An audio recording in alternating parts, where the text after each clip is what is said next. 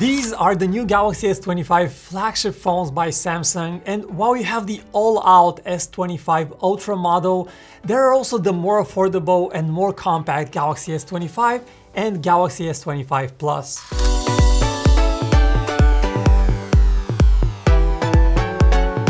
The big advantage of these two phones starts with the size and weight. The Galaxy S25 is the most compact of the bunch, with a 6.2-inch screen, and it weighs just 162 grams, a tiny bit lighter than the last year's model. And then you also have the Galaxy S25 Plus. It's a larger 6.7-inch phone, but again, it is also now lighter at just 190 grams. So these two are much more comfortable to carry in your jeans pocket than the extra large S25 Ultra. However, some of the cool Ultra features are not available on the S25 and the Plus. For example, they both use an aluminum body rather than titanium, and they don't have the anti-reflective screen technology from the Ultra. Oh, and these are the colors this year. First, you have this ice blue, a very pale shade of blue that is. Then you have silver shadow, which is my personal favorite. Next, you have the mint one, again a very soft shade of green. And finally, you have the dark blue navy option.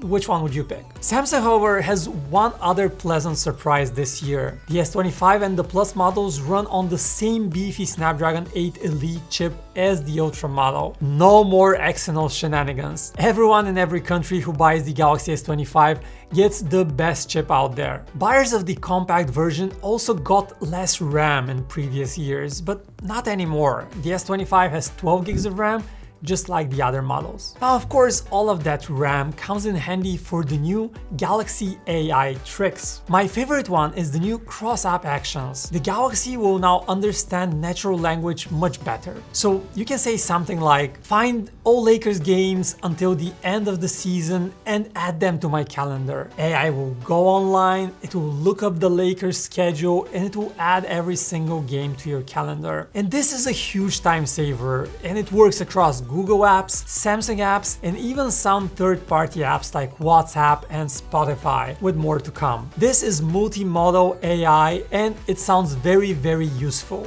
It's also really cool how AI can tweak system settings for you. Say you give your Galaxy to your dad, just before you do that you can say, the font is too small, and it will automatically know to make it bigger. Other improvements include the new AI Select feature, where the phone recognizes precisely what's on your screen and suggests actions. So if you have a product on screen, it would hopefully recognize it and suggest you buy it, give you the link. I also like the new Now Brief, which gives you a summary of what's ahead in your day. So if you open it in the morning, you might see the weather for the day, summary of your calendar events, your energy scoring if you're wearing a Galaxy Watch, and so on. And it will change that information based on the time of the day, so it will be slightly different in the morning, lunch, or bedtime. All new Galaxy S25 phones run on One UI 7. We have already seen this software in beta. It looks really cool. We have new icons, improved visuals, new widgets, and some features kind of inspired by iOS, like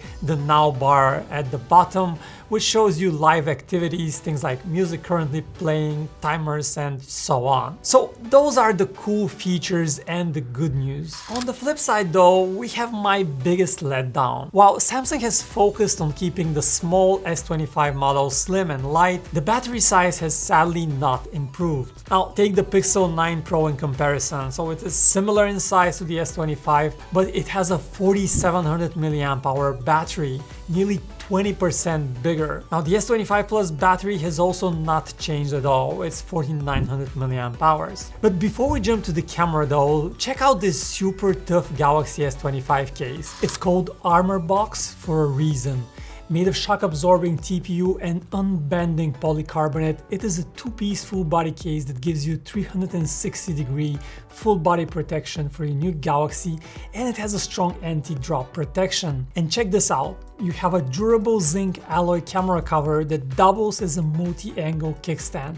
Super cool. The case also has raised edges, you have precise cutouts, port covers to keep dust out, and the built-in screen protector so your screen does not get scratches, and the fingerprint reader works too. Armor box is available in these colors. Go to the descriptions to find the link and buy it at a great price. And if you're buying the S25 Ultra, this case is carefully engineered to have the proper magnetic distribution so that it doesn't interrupt the S Pen, while some other magnetic cases sometimes have issues with that. And if you want more variety, check out these cases from Subcase and iBlazeOn. These cases have different colors, styles, and they cover all S25 models, and some are exclusive for the Galaxy S25 Ultra, so you have plenty of options to pick from. Alright, back to the S25 camera. The camera hardware is the same as before on the S25 and S25 Plus. The S25 Ultra model gets some new hardware like a new ultra-wide camera, but not these two models. So the three cameras you have on the back are still 50 megapixel main camera, 12 megapixel ultra wide, and the 10 megapixel 3x telephoto one. Samsung, however, claims that its new Pro Visual engine for photos and videos will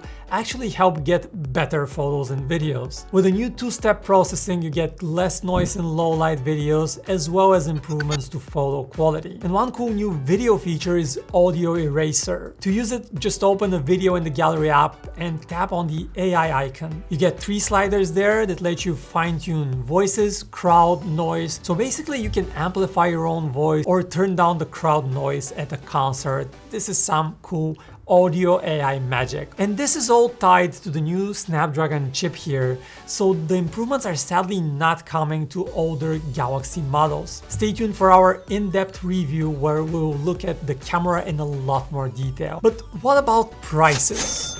Well, sigh of relief here. Samsung keeps the same prices as last year.